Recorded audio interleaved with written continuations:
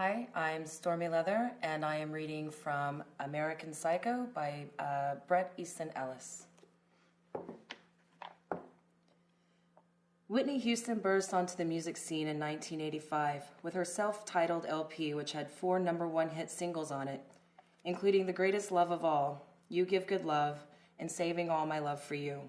Plus, it won a Grammy Award for Best Pop Vocal Performance by a Female and 2 American Music Awards, one for Best Rhythm and Blues Single and another for Best Rhythm and Blues Video.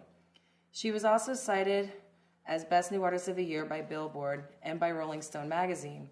With all this hype, one might expect the album to be anticlimactic, lackluster affair, but the surprise is that Whitney Houston is one of the warmest, most complex, and altogether satisfying rhythm and blues records of the decade.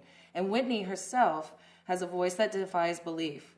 From the elegant, beautiful photo of her on the cover of the album in a gown by Giovanni Damara, and its fairly sexy counterpart on the back in a bathing suit by Norma Kamali.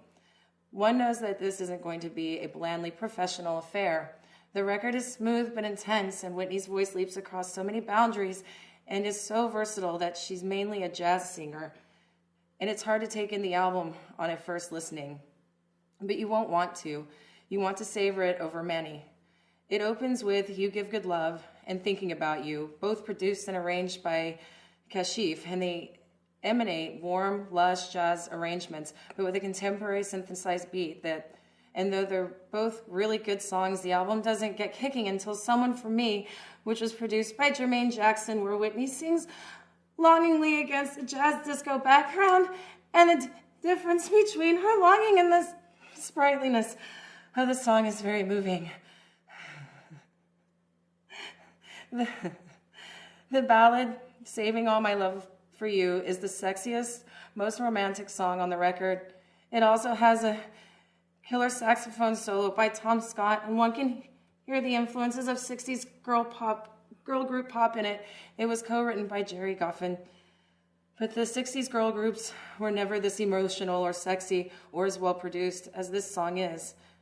Nobody Loves Me Like You Do is a glorious duet with Jermaine Jackson, who also produced it, and just one example of how sophisticated lyrically this album is.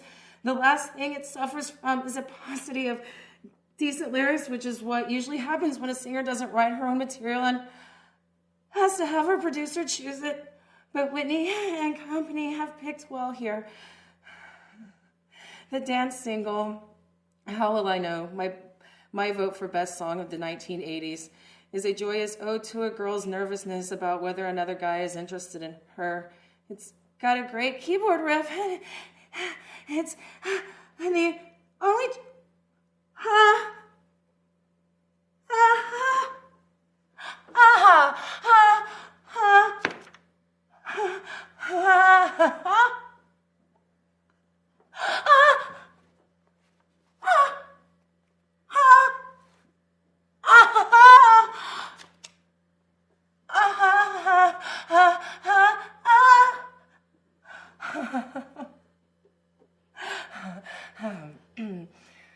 I am Stormy Leather, and that was American Psycho by Bret Easton Ellis.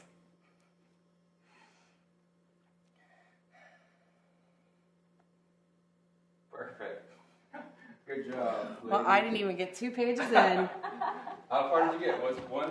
It was barely past.